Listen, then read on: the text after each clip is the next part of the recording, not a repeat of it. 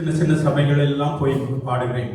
அங்கெல்லாம் பார்க்கும்போது ரொம்ப மக்கள் ஞானஸ்தானத்துக்காக ஒப்பு கொடுத்துட்டே இருக்கிறாங்க. அப்பொழுது அருமையான போதகர் ஐயா அவர்கள் அடிக்கடி சொல்லுவார்கள், உங்களால் ஏவப்பட்டவர்கள் யாராவது இருந்தால் கர்த்தருக்கு ஒப்பு கொடுங்கள், ஞானஸ்தானத்துக்கு ஒப்பு கொடுங்கள் என்று. என் மனது ரொம்ப வேதனைப்பட்டது. ஆண்டவரே, இப்படிப்பட்ட ஒரு சூழ்நிலையில ஒரு பெரிய சபையை தந்திருக்கிறீங்க, ஞானஸ்தானத்துக்கு ரொம்ப நாளாகவே அப்படிப்பட்ட ஒரு சூழ்நிலை இல்லையே என்று வேதனையோடு இருந்தேன். நம் எல்லாருடைய வேதனையும் கர்த்தர் கேட்டு இப்பொழுது அடிக்கடி அந்த வார்த்தையை கேட்பதற்கு கர்த்தர் வாய்க்கப்படுகிறார். ஆமென்.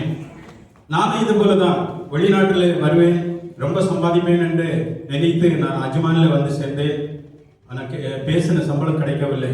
அங்கும் ஒரு சபையில் இருந்தேன். அங்கும் இதே வார்த்தைகள் தான். அந்த சமயம் நான் ரசிக்கப்படவில்லை. சினிமா பாடல்களை பாடி பாடி என்னுடைய வாழ்க்கையை கெடுத்துட்டே இருந்தேன். ஆண்டவர் என்னை அழைத்து வந்தார். ஒரு நாள் நானும் ரசிக்கப்பட்டு பார்ப்போம், ஏதாவது ஒரு மாற்றம் வருதா என்று நான் நினைத்தேன். அதன் பிறகு இந்த என்னுடைய முதல் பாடல் கேளுங்கள் தரப்படும் அந்த பாடல் தான். அதிலே ஆண்டவரே வந்து யோவான் ஸ்நானத்துக்கு வந்து ஒப்பு கொடுத்து ஞானஸ்நானம் பெறுகிறார். அப்படி நம்ம சொல்லும்போது ஏன் நமக்கு அந்த மாதிரி ஒப்பு கொடுக்கக்கூடாதுன்னு நான் அதை ஒப்பு கொடுத்து ஞானஸ்நானம் பெற்று சில நாட்களில் என்னுடைய ஒரு சில மாற்றங்கள் ஏற்பட்டது. அபுதாபி எனக்கு கர்த்தர் வருவதற்கு இரட்டிப்பான சம்பளத்தோடு என்னை நடத்துவதற்கும், நான் இருந்த வீடை இடித்து ஒரு நல்ல வீடு கட்ட வேண்டும் என்று நினைத்து நான் வந்தேன்.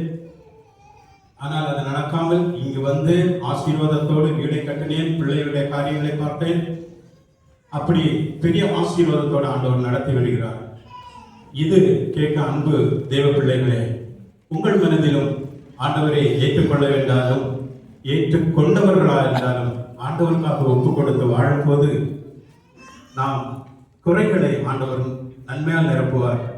இன்னும் ஒரு கூட்டம் மக்களை நான் எப்பொழுதும் கேட்கும் கேள்வி, இந்த சபையில ஐயா அவர்கள் சொல்வார், ஒரு கூட்டம் மக்களோடு நாங்கள் மண்டையிலே வருவோம் என்று. அப்படி உங்களால் ஏவப்பட்டவர்கள் யாராக இருந்தாலும் ஒப்பு கொடுத்து ஞானஸ்தானத்துக்கு ஒப்பு கொடுப்போம். இது கடைசி காலம். நான் பாடும் பாடல் ஆசிரியரும் 1000 பாடல்களுக்கு மேல் பாடியிருக்கிறார், கானா பாடல்.